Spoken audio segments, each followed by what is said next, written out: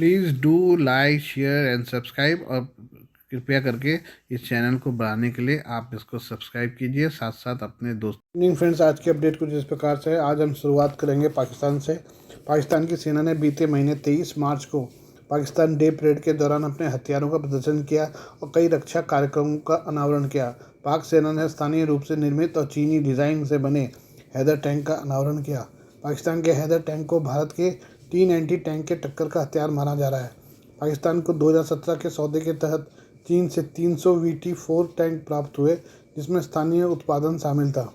System का design अल Khalid VT-1A से लिया गया है, जो पहले से ही सेवा में है और हैवी इंडस्ट्री तक्षशिला द्वारा निर्मित है। डिफेंस न्यूज़ रिपोर्ट के मुताबिक पाकिस्तान की लंबी दूरी की HQ-9/P सतह से हवा में मार करने वाली मिसाइल प्रणाली भी पहली बार सामने आई। पाक सेना ने अपने फतह-2 निर्देशित मल्टीपल लॉन्च रॉकेट सिस्टम और अपनी मध्यम दूरी की ऑर्बिटल बैलिस्टिक मिसाइल का प्रदर्शन किया। पाकिस्तान ने नए कार्यक्रमों की भी घोषणा की है, जिसमें JF-17 लड़ाकू विमान को बदलने के लिए PFX प्रयास भी शामिल है। लंदन में royal United service institute think tank के एक एरोस्पेस विशेषज्ञ जस्टिन ब्रोक ने कहा कि HQ-9 कम प्रभावी रेंज प्रदान करता है। ये पाकिस्तान की वायु रक्षा वास्तुकला को महत्वपूर्ण रूप से बढ़ाता है और एक डिजिटल प्रणाली के माध्यम से पूरी तरह से एकीकृत है। भारत को ध्यान में रखकर प्रदर्शन। पाकिस्तान के गैर पारंपरिक हथियार कार्यक्रमों में वितरण प्रणालियों के विशेषज्ञ मंसूर अहमद ने कहा है कि अबाबिल मिसाइल की उपस्थिति भारत के अग्नि 5 मिसाइल और बैलिस्टिक मिसाइल रक्षा क्षमताओं के 11 मार्च के परीक्षण के जवाब में है। अग्नि 5 मल्टीपल स्वतंत्र रूप से लक्ष्य करने योग्य री एंट्री वाहन से भी सुसज्जित है। अबाबिल मिसाइल का आखिरी परीक्षण 2023 में किया गया था, लेकिन इसकी सेवा में प्रवेश की घोषणा नहीं की गई थी। ऑस्ट्रेलिया से नेशनल यूनिवर्सिटी में काम करे अहमद ने कहा कि पाकिस्तान को यह प्रदर्शन करने के लिए मजबूर होना पड़ा, क्योंकि उसके बाद दक्षिण एशिया में संकट और अस्थिरता को रोकने के लिए विश्वसनीयता और संकल्प है। उनका अनुमान है कि भारत की K5 और K6 MIRV से सुसज्जित पनडुब्बी से प्रक्षेपित बैलिस्टिक मिसाइलों के परीक्षण से कनस्तरीकृत और लंबी दूरी के संस्करणों की एक श्रृंखला के रूप में अबाबिल के विकास को बढ़ावा मिलेगा, जो पनडुब्बियों पर संभावित तैनाती के लिए भारी पेलोड ले जा सकता है। भविष्य में अधिक परिचालन लचीलेपन को प्राप्त करने के लिए, जो भारत में सभी संभावित लक्ष्यों को कवर करता है।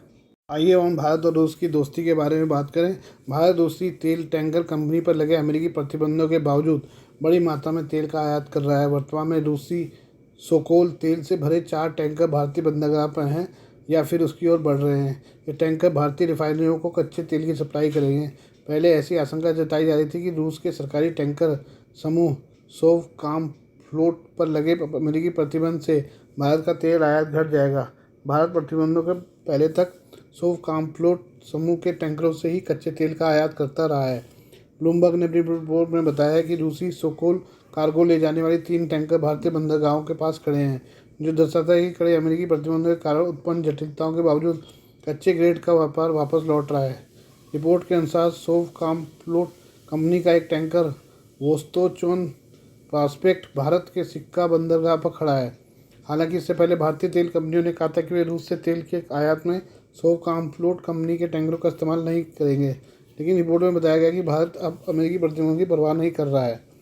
अमेरिका ने यूक्रेन पर रूस के हमले की दूसरी वर्षगांठ मनाने और विपक्षी नेता एलेक्सी नवलिनी की मौत का बदला लेने के लिए फरवरी में प्रतिबंधों का ऐलान किया था। अमेरिकी प्रतिबंधों के निशाने पर रूस का प्रमुख टैंकर समूह सोवकाम फ्लोट था। अमेरिका ने इस रूसी टैंकर समूह पर रूसी तेल पर G7 की मूल्य सीमा का उल्लंघन करने में शामिल होने का आरोप लगाया था। सोवकाम फ्लोट के पास 14 कच्चे तेल टैंकर का बेड़ा है। अमेरिका को उम्मीद थी कि रूसी टैंकरों पर लगे प्रतिबंध से उसके तेल निर्यात पर प्रभाव पड़ेगा। पहले ऐसा डर जताया गया था कि रूसी टैंकर समूह पर लगे प्रतिबंध के कारण भारत को तेल आयात करने के लिए संघर्ष करना पड़ेगा। पश्चिमी देशों की कोई भी टैंकर कंपनी रूसी तेल को नहीं ढोएगी। वहीं तीसरे देशों की कंपनियां अमेरिकी प्रतिबंधों के डर से रूसी तेल को ट्रांसपोर्ट नहीं करेगी। अगर कोई कंपनी तैयार भी हुई तो ज़्यादा भाड़ा वसूल करेगी, जिससे भारत को रूस से तेल की खरीद में ज़्यादा मुनाफा नहीं होगा। अगर ऐसा होता है तो भारत को तेल की खरीद के लिए किसी और देश का रुख करना होगा। हालांकि ये चिंता बेकार साबित हुई और भारत लगातार रूस से तेल का आयात कर रहा है। ये हम इसराइल के बारे में बात करें। इसराइल ने सोमवार को सीरिया में ईरान के वाणिज्य दूतावास पर हमला किया। इससे दूतावास का एक खंड पूरी तरह ध्वस्त हो गया। वहीं ईरान के 2 शीर्ष सैन्य जनरल और 5 अन्य अधिकारियों को भी मार गिराया। इसराइल ने अब तक इस मामले पर कोई टिप्पणी नहीं की है, जबकि उसके सैन्य प्रवक्ता ने ईरान पर ही आरोप लगाए हैं कि उसने इसराइल पर सोमवार को ड्रोन हमले करवाए। मीडिया रिपोर्ट के अनुसार इसराइल ने दमिश्क में ईरान के वाणिज्य दूतावास पर 6 मिसाइलें दागी। मीडिया रिपोर्ट के अनुसार इसराइल ने सोमवार को सीरिया में ईरान के वाणिज्य दूतावास पर हमला किया। इस हमले में मारे गए लोगों में 3 वरिष्ठ कमांडर्स शामिल थे। यह घटना दमिश्क के माजे जिले में हुई।